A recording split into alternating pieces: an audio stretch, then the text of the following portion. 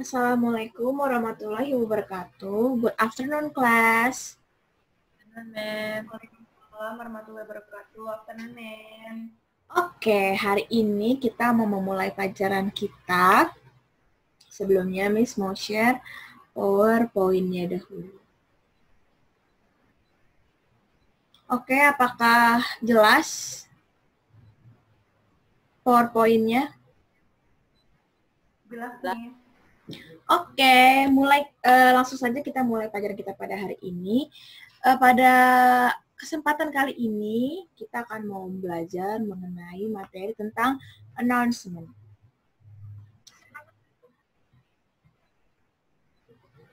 Nah, bagaimana nih keadaannya? Apakah merasa kurang tidak enak badan atau merasa sedang gundah gulana?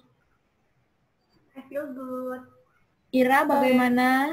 Hanun sudah merasakan feel good katanya ya, mungkin lagi enjoy today. Oke, the next kita mau belajar tentang announcement. Kalau menurut dari Ira dan Hanun itu, biasanya kalau ketemu teks pengumuman atau announcement, biasanya di mana sih? Di sekolah, di papan mading, majalah dinding. Atau di rumah-rumah tuh ada di tiang listrik, ada. Ya, Miss, pepet. Gitu. Iya nih, maaf ya. Oh, biasanya di dinding ya? Di dinding, di majalah, atau sekarang media sosial juga bisa kita temui. Nah, sepertinya salah klik nih. Oke, di sini kita mau masuk ke dalam yang namanya tujuan pembelajaran kita pada hari ini, yaitu melalui model pembelajaran discovery learning dan metode diskusi, siswa terampil mengidentifikasi serta mengemukakan informasi materi pemberitahuan, yaitu announcement, dalam teks lisan dan tulisan sesuai konteks dengan memperhatikan fungsi sosial, struktur, teks, dan unsur kebahasaan yang benar, dan menunjukkan perilaku disiplin dan bertanggung jawab. Oke. Jadi, apa sih announcement itu? Ya, mungkin kalau dari secara general, secara umum, announcement adalah sebuah teks atau sebuah pengumuman yang dimana bertujuan untuk memberikan informasi dan sebagainya.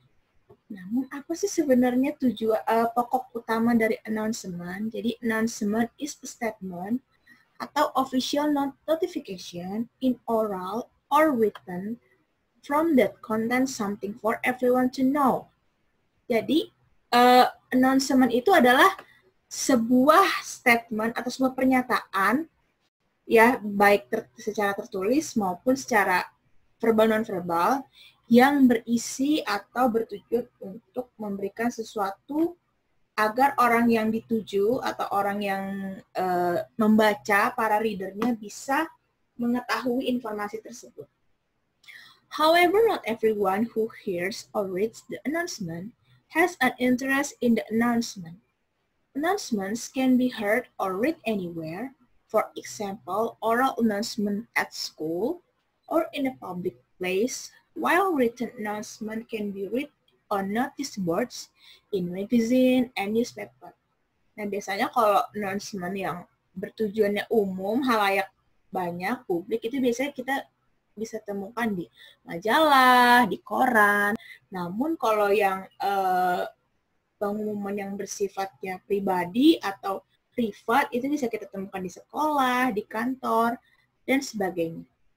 Selanjutnya kita mau masuk ke social function.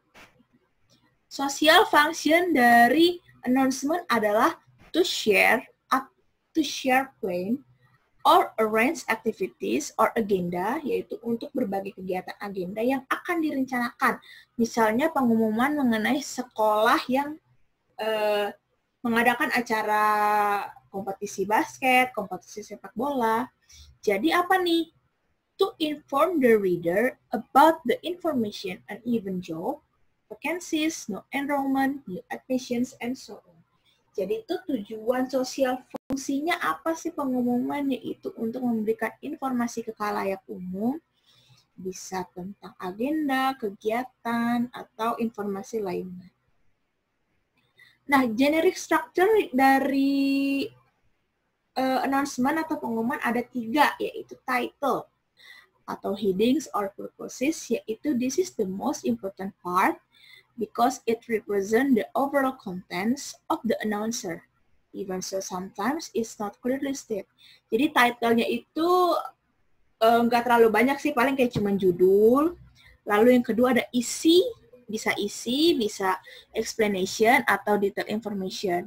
Di sini jelaskan, a further explanation of the announcement usually consists of basic information which includes types of activity, time, place, and participant. Nah, kalau isi ini menjelaskan detailnya dari sebuah pengumuman. Misalnya di situ ada waktu, tempat, dan partisipan ya, atau siapa yang orang yang harus membaca pengumuman tersebut. Dan yang terakhir ada closing. Closing ini sebenarnya tergantung dari pengumumannya ya. Kadang ada yang cuma title dan explanation, ada juga title, explanation, closing. Closing itu biasanya kayak penutup, misalnya kayak si penulis pengumuman ataupun nama instansi yang menulis sebuah pengumuman.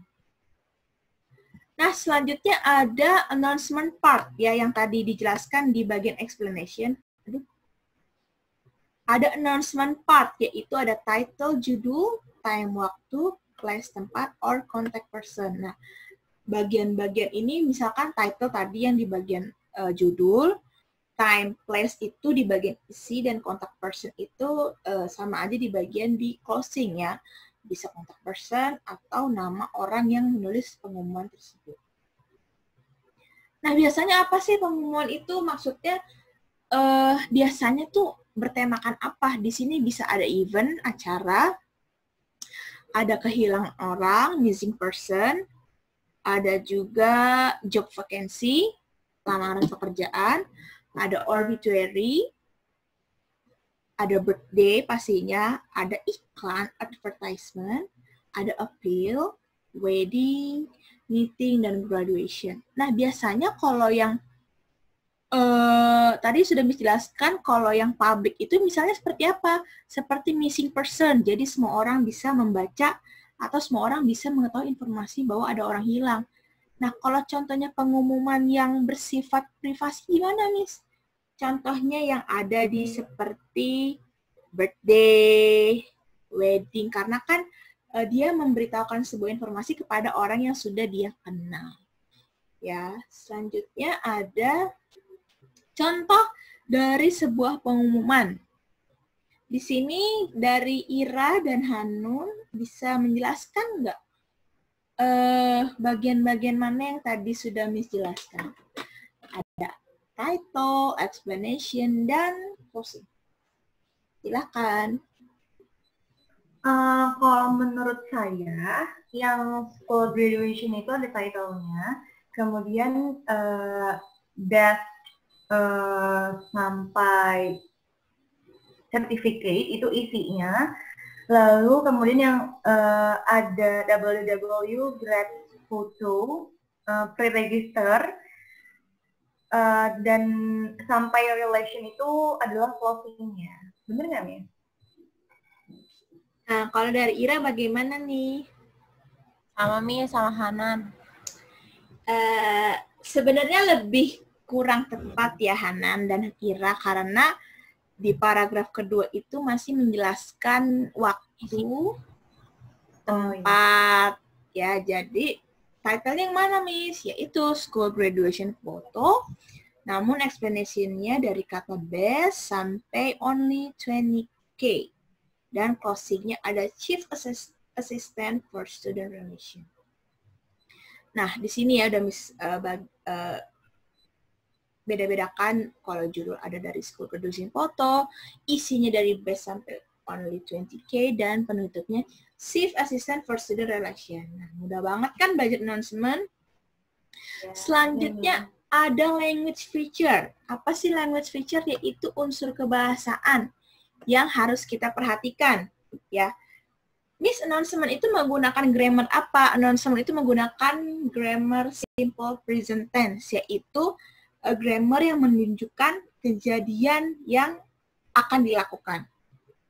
Namun bisa juga menggunakan grammar simple future tense. Karena, kenapa Miss? Karena kan pengumuman itu kan bertujuan untuk dilakukan di masa yang akan datang. Lalu, yang ketiga di sini dijelaskan, kalau announcement itu mempunyai forming nouns verb, di mana kata benda menjadi kata kerja. Misalnya, seperti ion.